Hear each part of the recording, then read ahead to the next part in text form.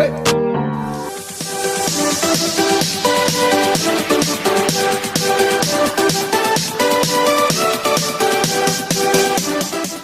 grade 8 students. So today, we will be discussing about proving two triangles are congruent. And that topic is the sixth topic for the third quarter in Mathematics 8. So, the learning competency for that topic is to prove that the two triangles are congruent. So, let's start our discussion. Always remember the definition of congruent triangles. Two triangles are congruent if and only if their vertices can be paired so that the corresponding sides and angles are congruent. There are methods to prove triangle congruence.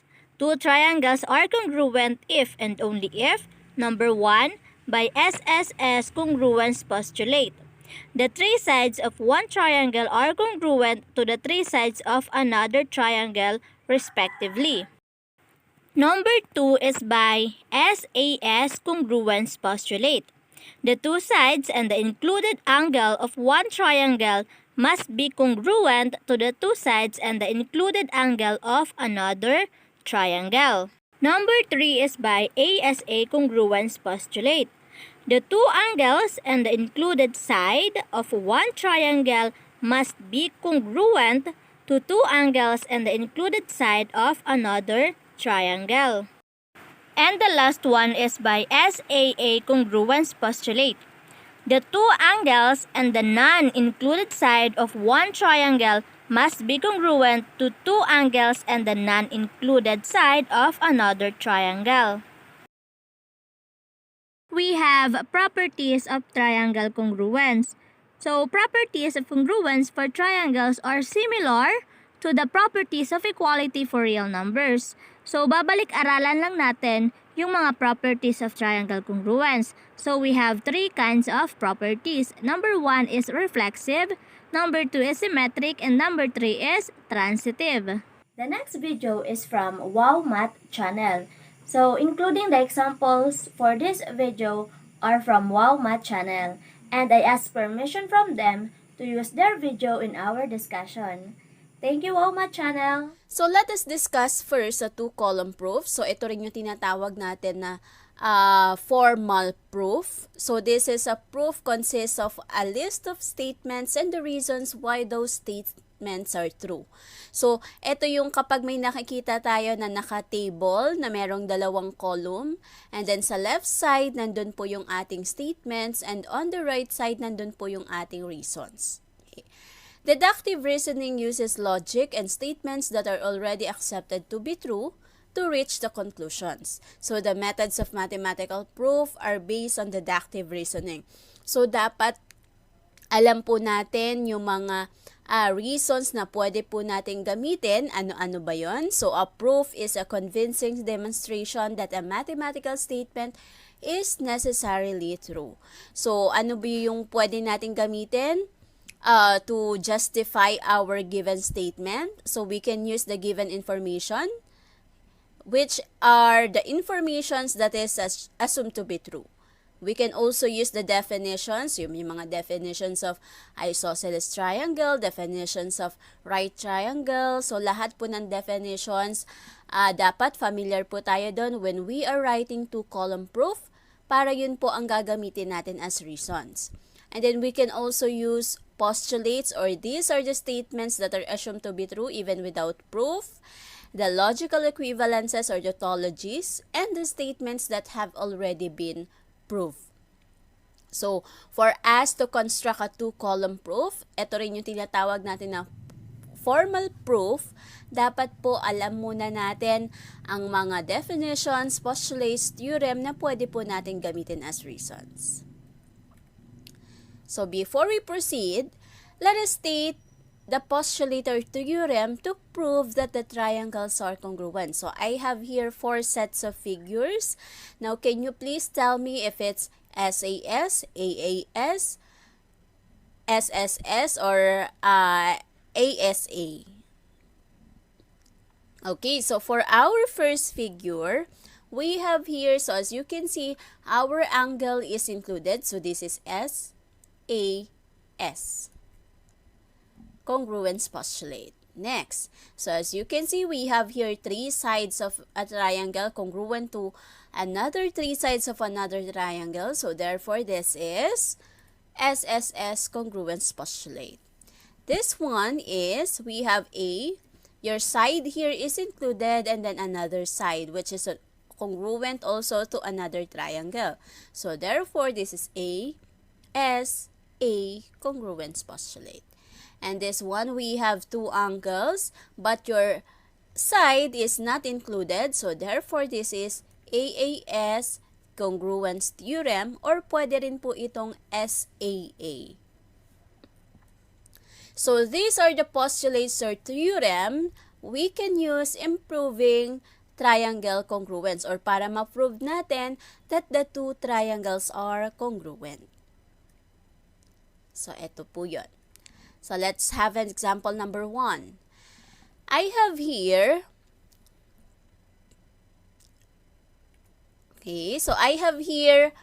IL, segment IL is congruent to segment EL. And then segment VI is congruent to segment VE. So, let me remind you that in writing two-column proof, we may have different ways or steps in proving. Okay? So, iba-iba po ang yung sunod-sunod ng ating statements. Ang importante po dito is yung final answer. So, dapat magka-come up po tayo dun sa ipoprove natin based doon sa mga statements na nilatag natin dito sa umpisa. Okay? So, kailangan ma-prove natin to gamit yung mga statements na ilalagay po natin dito sa unahan niya. So, pwedeng magkaiba-iba tayo ng reasoning, pero make sure na yung reasoning po natin ay based po doon sa inyong pinoprove o maglilid sa inyo doon sa ipoprove po natin. Okay? So, ito po, based dito, saan ko po ito nakuha? So, ayun po siya. So, ang reason po natin dyan, that is given. Right? So, now, kapag meron tayong mga ganitong given, always mark your figure. Kasi yan po ang mas mabilis na paraan para makita ninyo agad anong meron o anong nangyayari sa proving ninyo, o ano yung mga steps na nagagawa nyo na, o enough na ba tong mga statements na to para masabi ko na etong dalawang triangles na to are congruent. So, lagyan natin ng markings. So, etong IL is congruent to segment EL. Also, yung segment natin VI is also congruent to segment VE. So, lagyan po natin siya ng mark. And then next, so we have already two sides of two triangles are congruent. Now, since nag-share sila ng common side, okay, so titingnan nyo yung figure. Since nag-share sila ng common side, therefore, segment VL is congruent to segment VL. And the reason is reflexive property of congruence. Now, so i-check nyo po segment VL is congruent to segment VL. Hindi po pwedeng LV. Depende po yan. Okay? So, segment VL is congruent to segment VL kasi based dito sila po ang corresponding. Okay? So, we have reflexive property of congruence. That is the reason. Lagyan po natin yan ng mark. So, therefore, we can now prove that triangle VIL is congruent to triangle VEL. Why? So, balikan natin yung given mo. Ito po ay side. Ito yung side mo. This is also a side. Ito po yun. And then this one also is a side. Okay? So, as you can see, we have three sides of two triangles that are congruent. So, therefore, we can prove that triangle VIL is congruent to triangle VEL by SSS congruence postulate. Let's have example number 2. So, I have here AF and CD bisect each other at B. So, pag nababasa natin to, dun pa lang sa given, i-dissect na natin siya. Pag sinabing dissect, i-analyze na natin siya. Okay? So, dito pa lang sa given natin, merong ginamit na word na bisect. When we say bisect, hinahati niya po yung segments or angles, depende po. Since segment po ito, ibig sabihin hinati niya yung segment mo into two congruent segments. Okay? So, let's have the proof. So, dito po, ang sabi dito, bisect. So, nag-bisect sila dito sa B. So, ibig sabihin, si AF mo, hinati niya into two congruent segments. Si CD mo, hinati niya rin into two congruent segments. Yun po ang given natin. So, lagay natin at AF and segment CD bisect each other at B. So, ibig sabihin, that is our given. Now, since bisect nga po, ibig sabihin, ang goal po niyan o ang trabaho niyan, hinahati niya.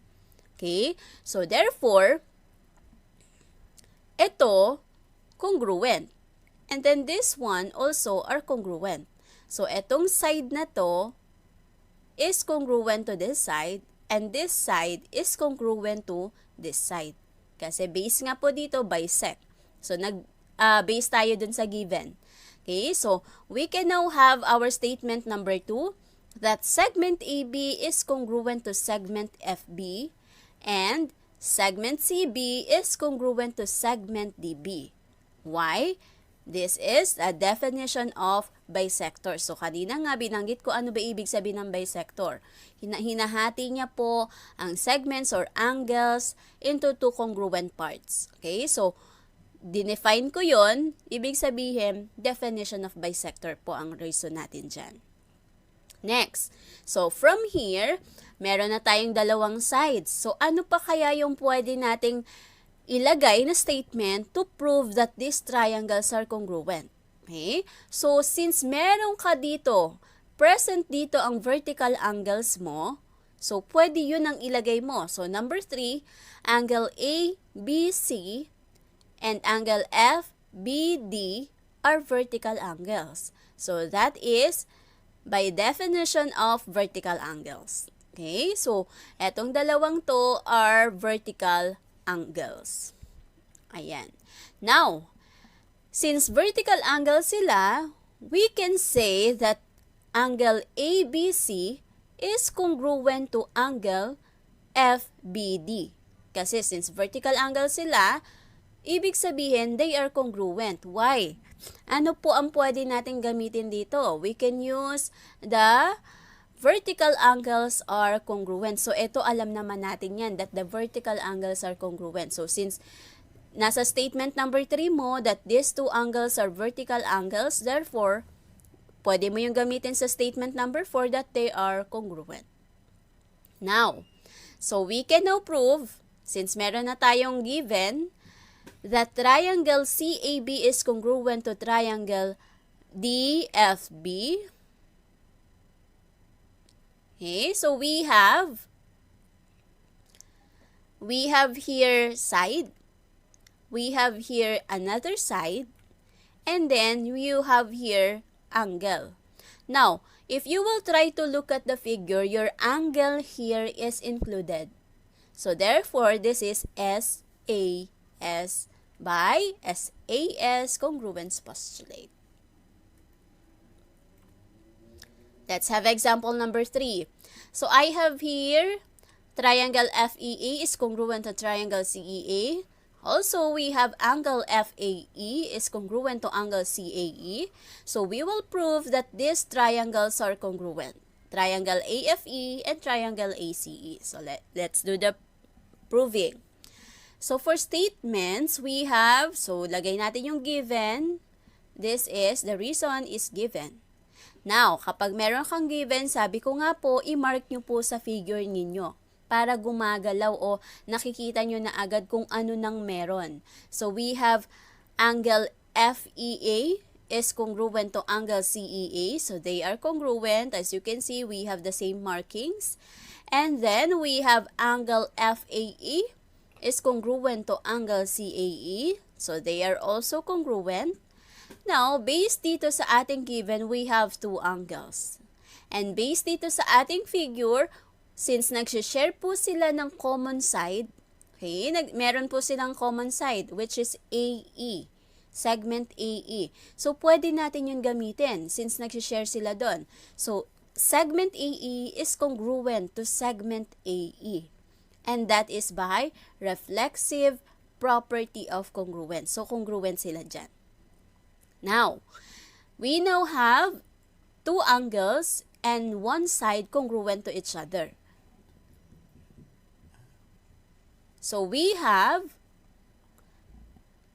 can now prove that triangle AFE is congruent to triangle ACE by, so this, we have an angle, we have another angle, and we have a side. Now, if you can look at the figure, your side here is included. So, angle, side, angle.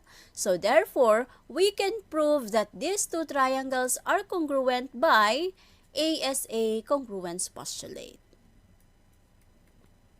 Let's have number 4. So, I have here segment FA is congruent to segment CA. Segment FE is congruent to segment CE. Now, we will prove that triangle FAE is congruent to triangle CAE. So, let's have the two-column proof. So, your statement will be, you can start or you may start with our given. So, that is given. Actually, ito yung pinakamadali. Okay? Now, so from your given, you may mark your figure. So, we have FA is congruent to segment CA. And then, your segment FE is congruent to segment CE. Next, so, since nagsishare po sila ng common side, therefore, we can also say that segment AE is congruent to segment AE. And that is by reflexive property of congruence. So, lagyan po natin ito ng mark that this side of a triangle are congruent. So, congruent sila since nagsishare, congruent ito dahil nagsishare sila ng common side. Alright, so we now have 3 parts of corresponding sides na congruent po sa dalawang triangles natin. So, we now have triangle FAE is congruent to triangle CAE. So, this is a side, this is also side, and this one is a side. So, therefore, we can say that these two triangles are congruent by SSS congruence postulate. Let's have example number 5. So, I have here segment PD is congruent to segment PE. And then SD, your segment SD is parallel to segment EN. So, we have segment PD is congruent to segment PE. And then your segment SD is parallel to segment EN. So, this is given. Now, let's do the marking. So, lagyan natin ng mark si segment PD at si segment PE since they are congruent based po dito sa ating given. Now, these two sides of two triangles are congruent. So, we have angle SDP. SDP is congruent to angle NEP. Okay? So, reason, if parallel lines, since parallel po si SD at si EN, therefore, these two triangles are considered alternate interior angles. So, again, since kung parallel po ito si SD kay segment EN, ibig sabihin, kung nare-recall nyo yung concept ng parallel lines cut by transversal nung grade 7. So, parallel ito, pag meron tayong parallel lines cut by transversal, so this will serve as our transversal, ito po ay nako-consider natin as alternate interior angle. So, kaya ang reason natin dyan, if parallel lines, since parallel lines nga po ito, then, alternate interior angles are congruent. So, congruent po itong angles na to. Which is, yung angle SDP and angle NEP. Next. So, kung congruent sila, ibig sabihin, angle SPD is congruent to angle NPE. So, angle SPD is congruent to angle NPE, Why? Vertical angles theorem. So, as you can see, meron tayo ditong vertical angle. So, lahat ng pwede mong gamitin sa figure mo na pwede mong gamiting statement, kagaya po nito, binigay na po to sa atin. This is our given. Now, i-recall mo yung mga pwede mo pang gamitin. Since given yung parallel lines, pwede mo gamitin yung alternate interior angles. So, meron ka ng dalawang parts. Now, since ito ay vertical angles, pwede mo yun ilagay. That angle SPD is congruent to angle NPE. So, ilagay natin yan by vertical angles theorem. So, we can now prove that triangle SPD is congruent to triangle NPE. So, by, ito ay side, ito po ay angle, and this one is an angle. So, kung titingnan po natin, your side here is included. So, ASA. So, these two triangles are congruent by ASA congruence postulate. Okay, so let's summarize what we had discussed. Always remember the definition of congruent triangles. Two triangles are congruent if and only if their vertices can be paired so that the corresponding sides and angles are congruent.